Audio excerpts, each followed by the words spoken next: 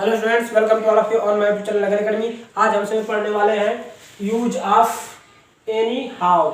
Means इसकी हिंदी अगर देखी जाए तो किसी भी तरह, हर हालत में, जैसे तैसे, कैसे न कैसे। ठीक है, तो जैसा कि अभी हमने आपको बताया कि एनी हाउ का मतलब किसी भी तरह, हर हालत में, जैसे तैसे, कैसे न कैसे।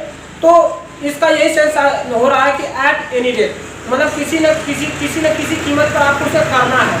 तो देखिए, ये स्पीकिंग करने के लिए हम लोग इसे, जैसा कि स्पीकिंग के सृष्टि के अनुसार चल रहे हैं, तो ऐसे वाक्य हमें बोलने को बार बार मिलता है कि तुम्हें ये किसी न किसी प्रकार करना, जैसे तैसे करना होगा या हर हालत में करना होगा। तो देखिए, मैंने ऐसा एक सेंटेंस लिया है कि मुझे इसे हर हालत में करना पड़ेगा। तो आइए देखिए, समझते हैं कैसे बनेगा। स्ट्रक्चर की बात करें तो या तो कोई मतलब आपका कोई एक्सलरी वर्ब नहीं है कि उसे हम स्ट्रक्चर बना दें। हाँ, इतना कर सकते हैं कि अगर आपको वाक्य में हर हालत में, ये क्या लिखा हुआ, हर हालत में मिल जाता है, या किसी न किसी भी तरह से मिल जाए, या जैसे तैसे, या कैसे न कैसे लिखा हुआ मिल जाए, तो आप यही समझिएगा कि उसमें किसका यूज करना है, एनी हाउ का करना है। ठीक है, और एक चीज और मैं आपको बता दूं, अगर मान लीजिए यही हर हालत में लिखा हुआ अगर एकदम फर्स्ट में ही मिल जाए, मतलब कार्य का था कि वाक्य के शुरू में ही मिल जाए कि हर हालत में मुझे इसे करना पड़ेगा। तो देखिए, ऐसे अगर इस तरह का मैं बता रहा हूं, जो ये फिलहाल में ये जो लिखा हुआ है, इस तरह का बता रहा हूं कि ये कैसे बनेगा। तो इसे आर करना पड़ेगा, जो पुराने बच्चे वो जानते हैं। और अब बताए कि यहां पर हम किस एक्सलरी वर्ब का यूज करेंगे, करना पड़ेगा। बताइए जल्दी से बताइए। आई हैव टू डू, है ना, I have to do it, है ना, I have to do it. तो कैसे, हर हालत में, एनी हाउ, एनी हाउ। आप देख रहे हैं हमने कैसे बनाया, I have to do it anyhow, है ना। माफ कीजिएगा, थोड़ा अदर साउंड है क्योंकि व्हीकल्स बहुत ज्यादा इधर चल रहे हैं, रोड पर ही है, इसीलिए। तो आप इस पर ध्यान दीजिए। अब आपको ये ध्यान देना है कि एनी हाउ जो दिया हुआ है हमने यहाँ लास्ट में लगाया, इसलिए क्योंकि जब ये बीच में आ रहे, इससे बार बार लेंगे, ये जब बीच में हो तो इसे लास्ट में कीजिए। ठीक है, लास्ट में लिखिए, या फिर अगर यही बात ऐसे दे दे कि हर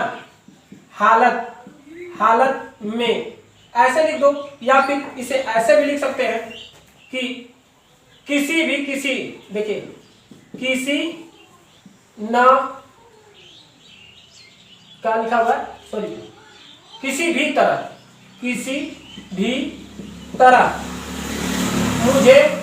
मुझे वहां जाना पड़ेगा। ठीक है, पड़ेगा। देखिए, मैंने बताया ना पड़ेगी कि हमने हैव टू का यूज पढ़ाया हुआ है, जाकर पिछली क्लास में आप देख लीजिए। इसलिए अब देखिए, ऐसे वाक्य भी बोला किसी भी तरह मुझे वहां जाना पड़ेगा, अगर मैं नहीं गया तो कार्य नहीं हो सकता है। तो आइए ऐसे वाक्य को भी हम कर सकते हैं, किसी भी तरह मुझे वहां जाना पड़ेगा। तो I have to go there anyhow, क्या होगा, किसी भी तरह या हर हालत में, क्या हो जाएगा, एनी हाउ। ठीक, ऐसे भी इसे चाहे तो आप लिख सकते हैं, बोल सकते हैं, या चाहे तो ऐसे भी कर सकते हैं, एनी हाउ, एनी हाउ। ठीक, लेकिन यहाँ पे काम कर दीजिएगा, ये और W, anyhow I have to go there. ठीक, देखिए यहाँ वर्ब की फर्स्ट फॉर्म है और यहाँ पर हैव टू इसीलिए बताया गया है, जब नाम ही नहीं लगकर आए और उसे करना पड़े, है ना, इसलिए हैव टू का यूज करेंगे। तो मुझे आशा है कि आपको जरूर समझ में आएगा। अब हम आपको एक होमवर्क दे रहे हैं, उसे आप सॉल्व कर कमेंट बॉक्स में जरूर बताइए कि एनी हाउ की तरह से इसे कैसे बनाए। जैसे कह दें कि जैसे तैसे इसे पूरा करो।